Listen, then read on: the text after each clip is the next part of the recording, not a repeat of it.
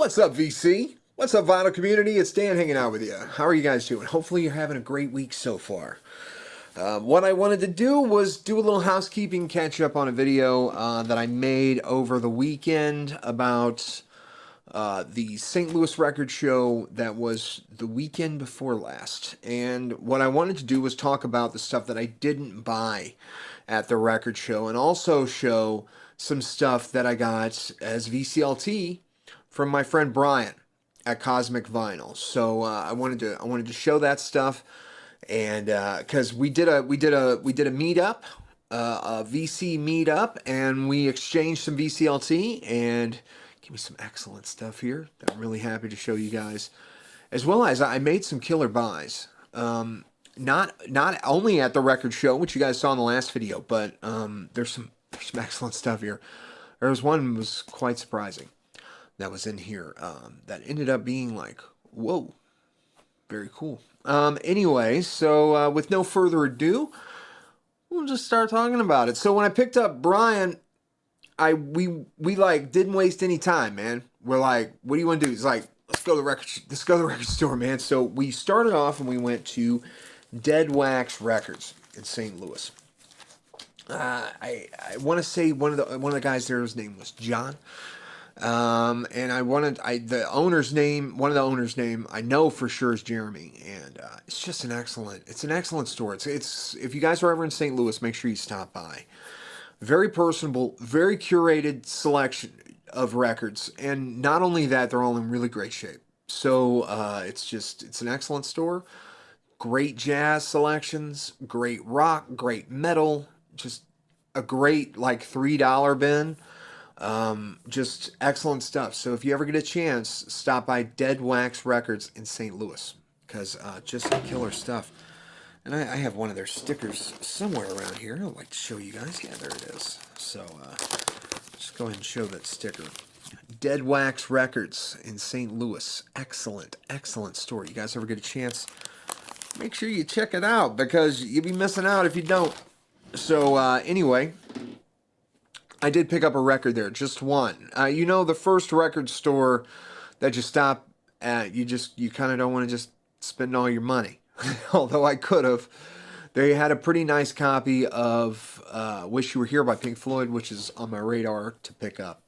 But I unfortunately was unable to get that one. But this was on my radar. You guys know how I've been getting into Roxy music. I found a copy of Country Life by Roxy Music. It's in fantastic condition.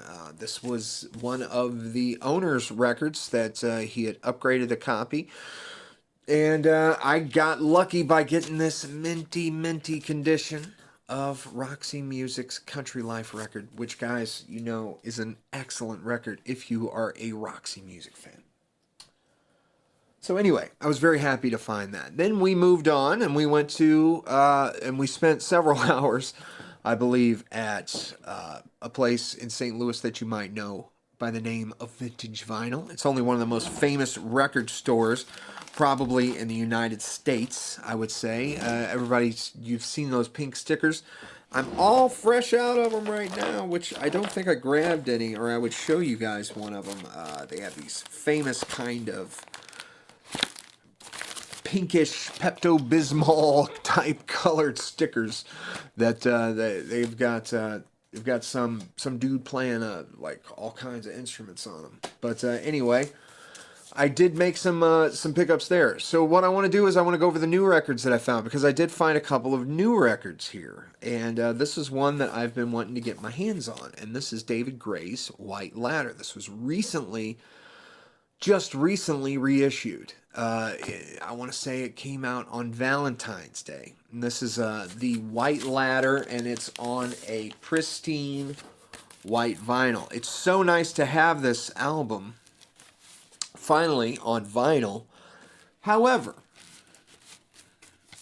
there's some issues. And the issue isn't with the pressing, like the quality of the record. I mean, it's just gorgeous. It's in great shape. It's substantial. Nice gatefold. Beautifully done. High resolution. Just they really took their time with making it look fantastic, which it does. It looks amazing, and it looks amazing spinning. The problem is they didn't get the sound quite right. And I'm not an audiophile by any stretch of the imagination, guys. My ears aren't that great. I'm an old rock and roller. I've played music. I've been a disc jockey. I've had headphones on for years, cranked up super loud. My hearing is not the best, but I know when a record sounds good. And this one, it just didn't quite hit it. Am I glad I bought it? Yes, I'm glad I bought it. I'm glad to have it on vinyl and to be able to spin it. But the sound does leave a little. It leaves you wanting a little bit. I mean, it's just they didn't quite get it right. So hopefully they will fix this. Hopefully they will listen and they will try to do a little better of a mastering job on the next pressing of David Gray's White Ladder. However, phenomenal album. Please forgive me. Babylon. Oh my gosh. My oh my. Sail Away. Just excellent album. It's still worth a spin. Just just wish it was a little better. This next album is also a new album. It's not new as in sealed. I bought it new as in new stock. And this is Low. I don't know if you guys are familiar with the band. They're from Duluth, Minnesota. Low, and this album is called Things We Lost in the Fire. And this is not an easy record to find. And seeing it, I knew that I had to buy it. My wife has all of the Low catalog except for their debut album, I believe, which is really kind of expensive and hard to find. But this is Things We Lost in the Fire by Low. This is not an easy press to find. It's got a nice gatefold here. Great packaging, and it sounds really good. So if you guys ever see a copy of this and you're into Low, you might want to check this out. They got this kind of they did a really good job. It's a great record. So, my wife, she is the Low fan, and I thought I have got to pick this up for her because that's one that she's been looking for actively and, hard to find online. Definitely didn't expect to see it in a shop. So moving on are some records that, guys, I probably should have had. So I did buy 3 more records while I was at Vintage Vinyl. And one of them was the Outfield's Play Deep. I hadn't had this one yet. So I'm a huge fan of the Outfield. I love the Outfield. My sister had this cassette. And this has been one I've been trying to track down. It's one that I just keep missing or keep finding that isn't in the greatest shape. This one's in fantastic shape. You guys know Outfield. Your Love is their famous song. Josie's on a vacation far away. You guys might remember it from Vice City. I remember it from actually my sister playing the crap out of this tape. Say It Isn't So. Some great tunes on this Outfield record. This Outfield Play Deep. Doesn't it just look... I had a shirt like this in the 80s. I promise. It's like a button-down shirt. It's kind of like... It looked like these colors, that kind of, colorful paint kind of... it might have been an Outfield shirt. Who knows, guys? I couldn't tell you. Another 80s album here that I'm going to talk about, and this is from Wang Chung, and this is their album, and this is such a great record. This is a dance record, mainly. This is Wang Chung and Mosaic. So this would be, I think, their 3rd full-length studio album. I want to say 4th, maybe. They had Wang Chung. They had Points on the Curve. That Live and Die. So this would be number 4. Live and Die in LA soundtrack. And this one. I love Wang Chung. Super huge fan. When I picked this up in the shop, I don't know if the guy was watching me or something, but he put a 12-inch on of Everybody Have Fun Tonight, which is on this. Also, Let's Go is on this. This is a great record, guys. I've listened to this weekend. Just wow, what an enjoyable album. It's a nice dance, 80s, synthy, poppy, dancey record from the guys Wang Chung. I'm a big fan of Wang Chung. I talked about them in my Synth Pop video. One of their albums, one of the best Synth Pop albums that you could find, and it's like under $5 mainly. I think I gave $5 for that one too. It's Points on the Curve. And this album, they're great synth pop albums, guys. You ever get a chance, pick those up, because you're not going to do much better than those. All right, so every time I go to a record shop, I am on the hunt for AC/DC's High Voltage. Okay, this is, I want those songs, man. I want the Jack. I want Long Way to the Top. I want TNT. I want these songs. I want to be able to spin these songs. I want to be able to listen to these songs on wax. So every time I go to a record show or a store, I look for AC/DC's High Voltage, and I never find it, ever. And when I do find it, it's either in really great shape and way too expensive, or it's a decent price and it is beat to hell.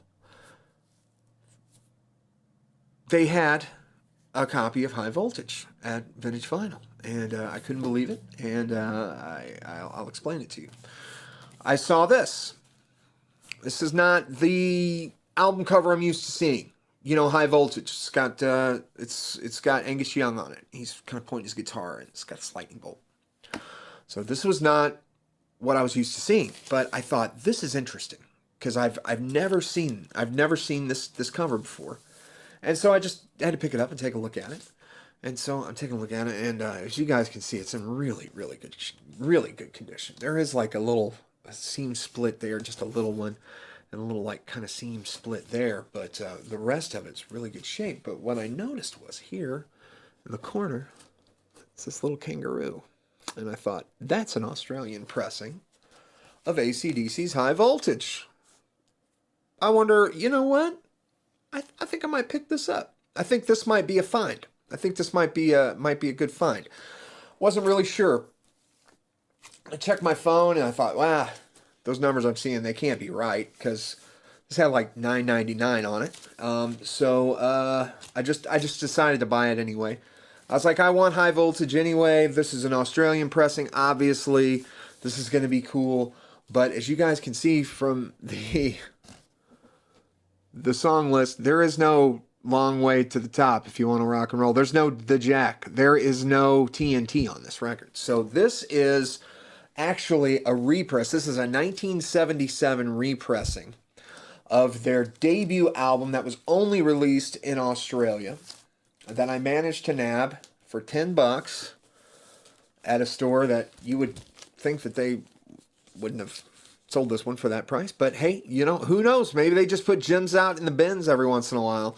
And this is on the Albert Productions label, and that is a kind of a it's an Australian only pressing. So this is the 1977 reissue of AC/DC's High Voltage, the Australian version. This is not the international version. So I'm still on the lookout for AC/DC's High Voltage, but I was happy to find this gem. So AC/DC's High Voltage, the very cool. You got the dog taking the leak on the power transformer there. Some beer cans. Cool. I love these old AC/DC covers. The other one with the elbow, the Dirty Deeds with the elbow on it, the tattoos when we're playing pool. Yeah, but yeah, thought that was a very, very cool find.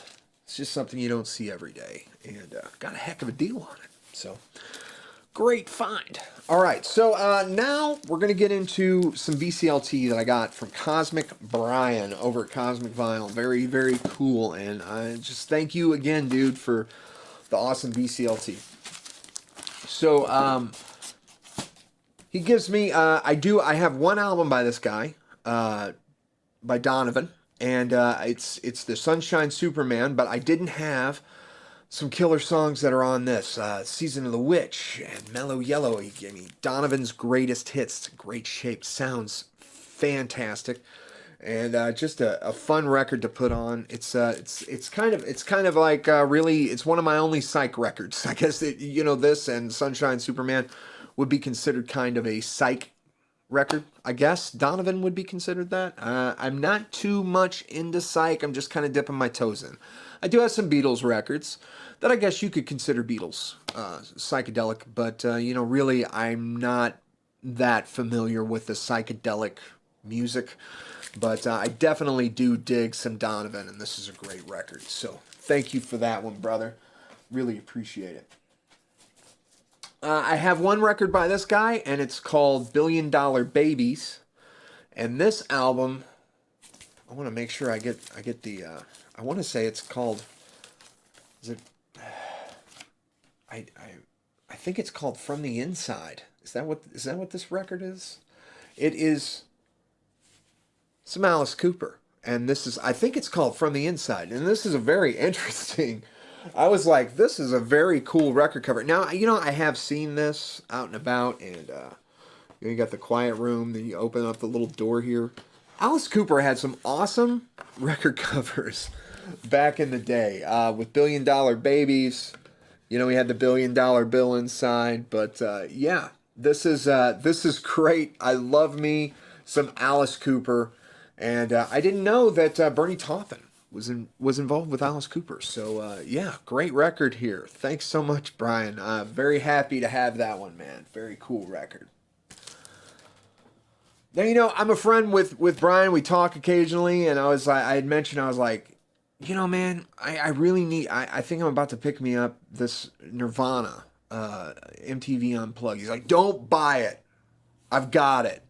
Don't buy it. So he delivered. So Nirvana MTV Unplugged in New York, which this is an album that brings up like so many old memories. My friend Jake, his dad had like a hi-fi like VHS system back in the 80s and 90s, and we would watch movies over there. I first watched Apocalypse Now over there on this hi-fi. It was amazing. I never experienced like the surround sound like that before. And his mom, now where I lived, they had banned MTV. It was so conservative. This little town was so conservative that the actual city council got together and banned MTV from being able to be, offered by the local cable station. So when we moved to this town, there was no. Do you remember in Lost Boys when when he's talking to when Michael and Sammy are talking, and Sammy's like, "There's no TV, Mike. You know what no TV means? No MTV." That was me. No MTV. In like 1990 to 1995, whenever, you know, MTV was like still playing music, I missed out on so much. So my friend Jake went to his mom's, his mom lived in St. Charles. She had it. He taped MTV Unplugged in New York, brought it back, and we watched it. And it was an amazing night.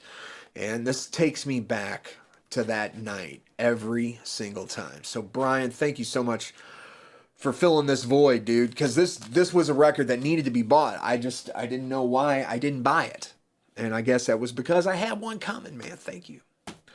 And then Brian says, dude, I'm gonna get you into a band because I you know, you don't have any of these guys, and I want to get you interested in this group so you can buy all their stuff and enjoy them as much as I do. And I am familiar with the band, of course, Blue Oyster Cult. And he gave me this record, which is Blue Oyster Cult Extraterrestrial Live. This was a 1982 concert that they did. I think this was part of the Black and Blue concert that was Black Sabbath and Blue Oyster Cult. So wouldn't that have been an awesome show to check out? But this is great. This has all the hits on it that I know from them, including like Burning for You, Don't Fear the Reaper. This is a great record right here. Took a listen to that last night, actually, as I was doing some work around the house. Really enjoyed that one. And lastly, another record from Blue Oyster Cult, and this is Agents of Fortune. And this is their famous album with Don't Fear the Reaper on it. And just a great record. I've listened to this through once and thoroughly enjoyed it. So thank you, Brian, for the awesome VCLT, bro. I really, really, really do appreciate it. And I really appreciate everybody for, hanging out with me for this 20 minutes and checking out these records that we picked up. And, it's just always cool. The coolest thing about the vinyl community is the fact that we are a community. And, getting out there, meeting people, doing meetups, stuff like that. It's my favorite kind of thing. So, anyway, you guys take it easy. You guys keep digging in Rekkids, all right? Have a great rest of your week. Be excellent to each other. And we will talk to you guys later. Peace out. Bye.